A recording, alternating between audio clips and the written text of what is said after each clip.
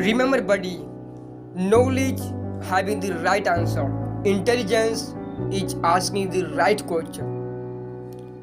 Why you fail in your life? Have you ever thought about it? Have you ever tried your best to study a day and night? Why you fail in your life? You fail because you don't believe in the power of hard work.